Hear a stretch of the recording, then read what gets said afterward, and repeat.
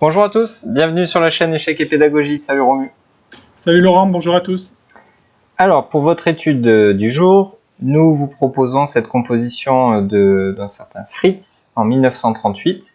Le trait est au blanc et malgré le matériel réduit, il vous est demandé de trouver comment gagner avec les blancs.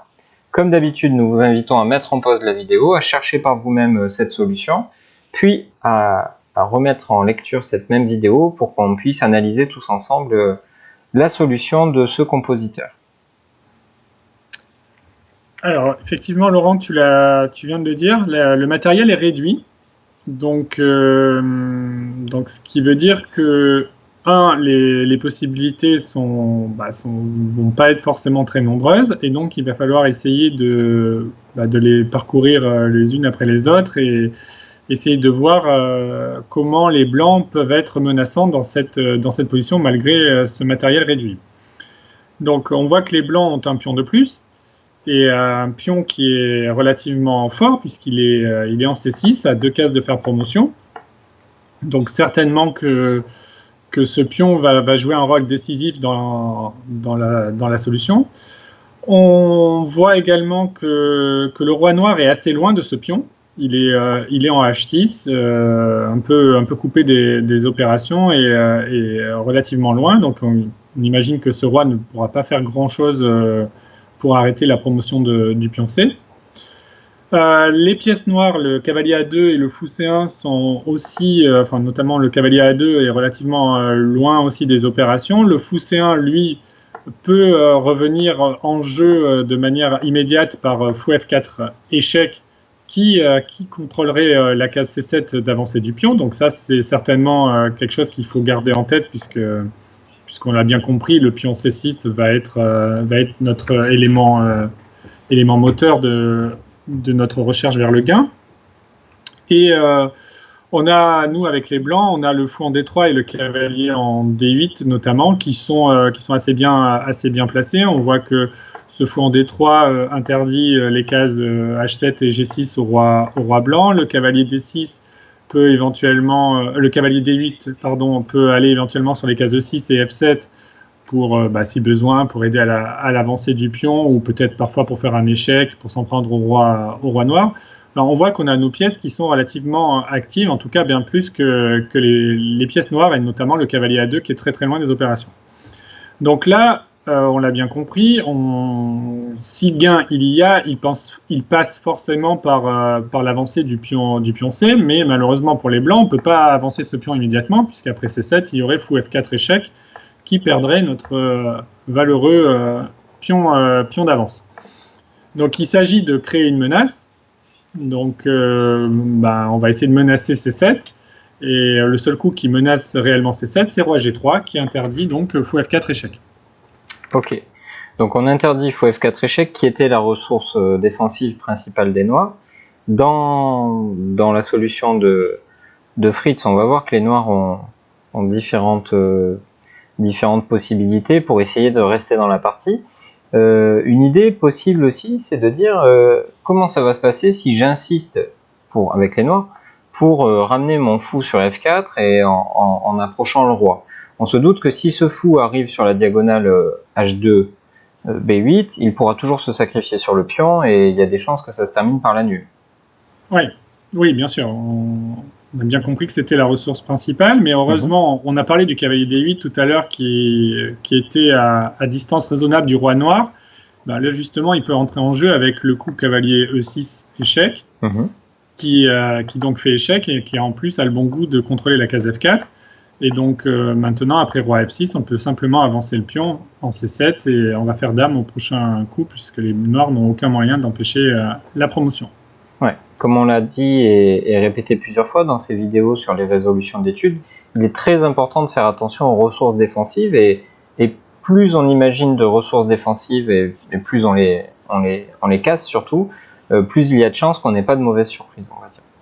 Donc roi G5 ne fonctionnant pas, il y a ici une autre idée quand même assez artistique pour les noirs qui est de jouer cavalier B4. Alors au premier abord ça a l'air un peu stupide parce que on force finalement les blancs à jouer leur menace, mais il y a une idée cachée qui est qu'après pion C7, On joue quand même fou F4 échec. C'est finalement le seul moyen qu'on a d'empêcher la promotion de l'adversaire. Fou F4 échec, roi prend. Cavalier D5 échec, le roi va se déplacer en E5, comme on va le voir par la suite, c'est pas anodin. Et maintenant, cavalier prend C7, et il semble que les noirs soient sortis d'affaire. Oui, parce que dans une position normale, j'ai envie de dire, il faut savoir que fou et cavalier contre cavalier, c'est nul. Mais bien évidemment, on est dans une étude, donc on est dans une position un peu particulière, et les noirs feraient facilement nul si leur cavalier n'était pas en danger, ce qui est malheureusement pour eux le cas ici, puisqu'on voit qu'il a du mal à se rapprocher de son propre roi. Il est un peu coupé de son roi, et on voit qu'il a quand même un nombre limité de cases, puisque le roi lui interdit la case D5 et E6, le fou les cases B5 et A6. Donc en fait, ce cavalier ne peut se rendre que sur A8 ou E8. Bon, qui ne sont pas des cases très fameuses, parce qu'un cavalier au bord de l'échiquier, comme on le sait tous, n'est pas très actif. Donc on imagine qu'avec les blancs, on va chercher à enfermer ce cavalier, à le gagner.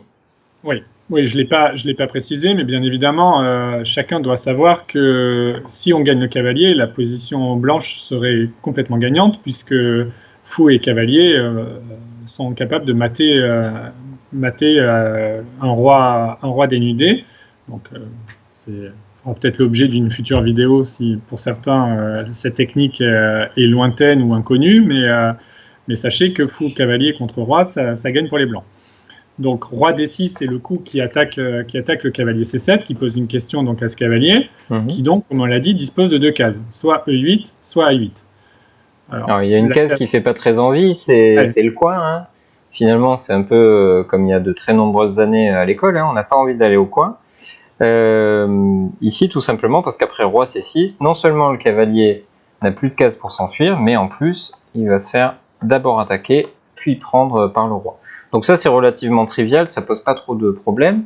On se doute que les noirs vont choisir cavalier 8, d'une part parce que le cavalier a plus de cases pour essayer de s'enfuir, et en plus parce qu'il s'approche de son roi, il a envie de se faire aider de son roi pour se sauver. Ouais, complètement. Et là, en fait, si on n'est pas un peu curieux et qu'on n'essaie pas de creuser un peu la solution, on pourrait un peu se décourager, parce qu'on voit que le cavalier en E8, il fait échec, mais il se rapproche de son roi, non seulement par la case F6, mais aussi par la case G7.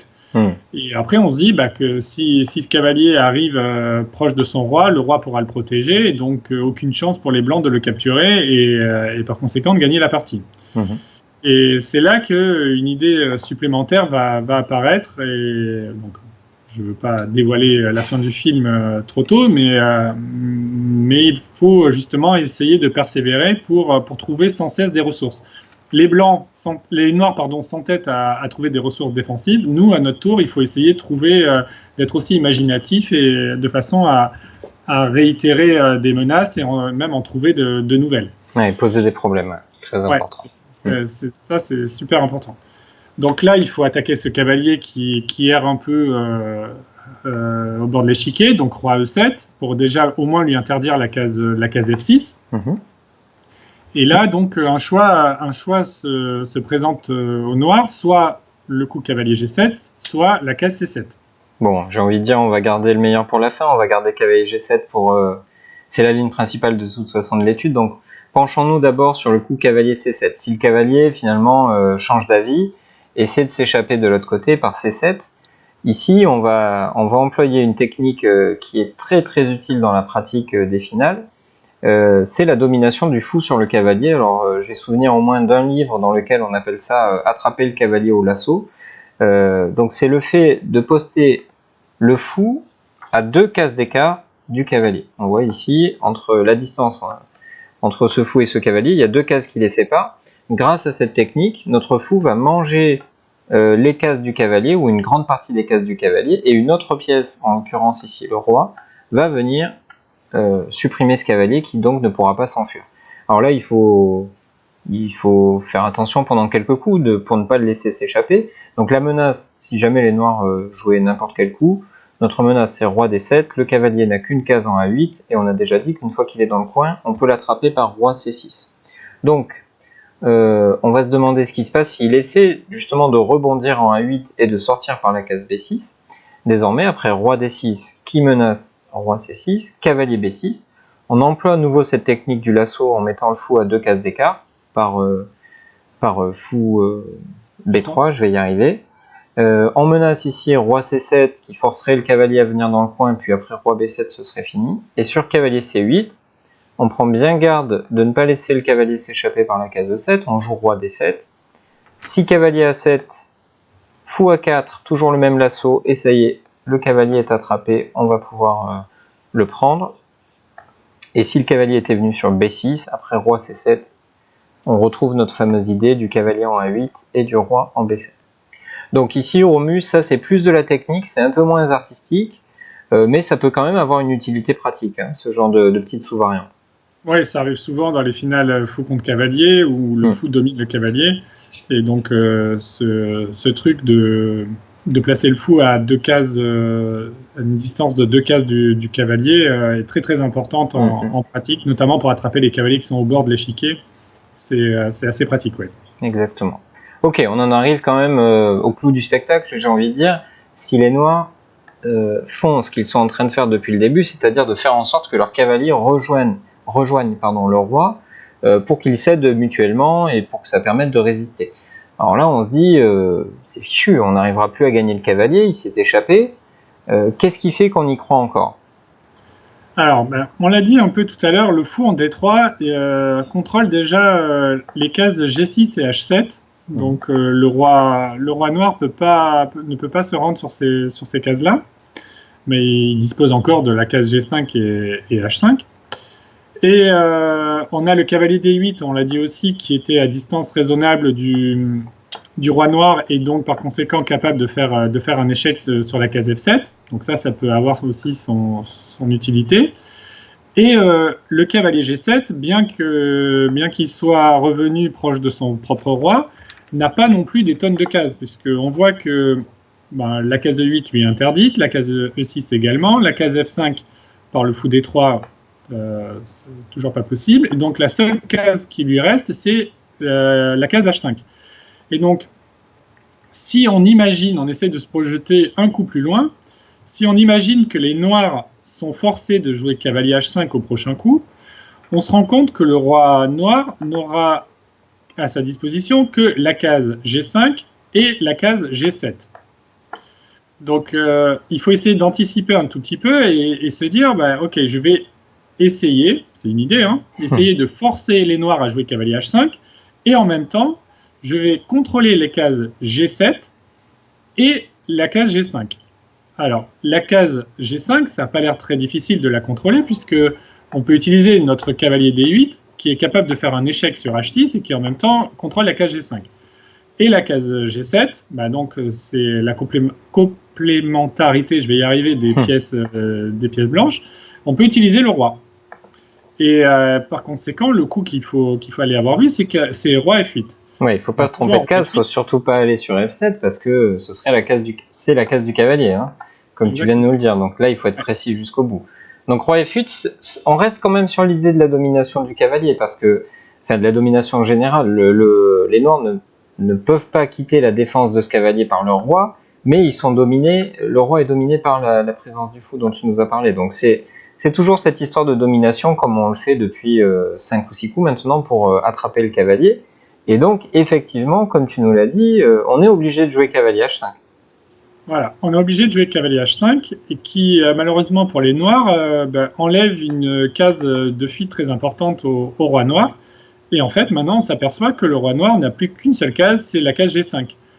Et heureusement pour les blancs, après cavalier F7, c'est échec et c'est surtout mat, puisque le roi ne peut pas s'enfuir sur cette fameuse case G5. Ouais, absolument magnifique. Ouais. C'est quand même assez incroyable de se dire dans la position de départ. Donc on va se refaire l'étude un peu en accéléré.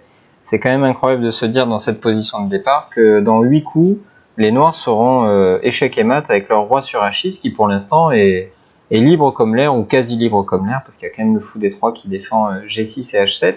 Donc on se refait l'étude en accéléré, la ligne principale. Roi G3 pour éviter le retour du fou sur F4. Les noirs trouvent une jolie ressource défensive sous la forme de cavalier B4 menace de sacrifier le cavalier sur C6, le pion doit avancer sur C7. Maintenant, fou F4 échec, sacrifice d'attraction pour attirer le roi sur une case où on va pouvoir l'attaquer par cavalier D5 échec, faire une fourchette, récupérer le pion passé.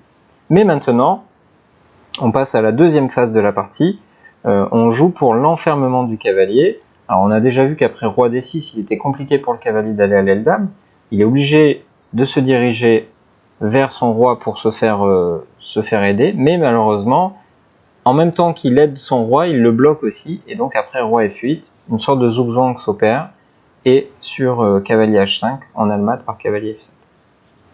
Ouais. Juste parfait. Hein. Ouais, c'est bon timing. Ouais. Une belle... Ouais, c'est deux thèmes alliés, quoi. C'est la domination du cavalier et lorsque ça ne suffit plus, il faut imaginer le réseau de maths. On a l'impression que le cavalier, au moment où on pense que les Noirs sont sortis d'affaire, en fait, ce cavalier vient enterrer son propre roi en lui enlevant la case H5. C'est ça le drame pour les Noirs. C'est très très joli. Exactement. Merci Romu pour cette présentation. On espère que cette étude vous aura plu. Si c'est pas le cas, on peut vous dire que vous êtes quand même assez difficile. En tout cas, on espère que notre présentation de cette magnifique étude vous aura plu. N'hésitez pas à liker la vidéo si c'est le cas, à la partager auprès de vos amis qui souhaiteraient voir des chefs-d'œuvre, hein, parce que là, je crois qu'on peut pas appeler ça autrement. On vous dit à très bientôt sur la chaîne Échecs et Pédagogie pour continuer à découvrir de petites pépites comme celle-ci. Au revoir, à bientôt. À bientôt.